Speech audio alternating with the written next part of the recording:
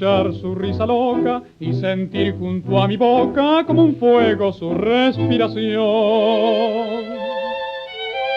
Angustia de sentirme abandonado y pensar que otro a su lado pronto le hablara de amor.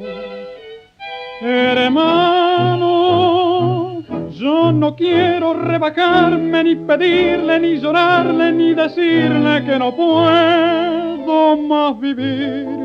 Desde mi triste soledad veré caer las rosas muertas de mi juventud.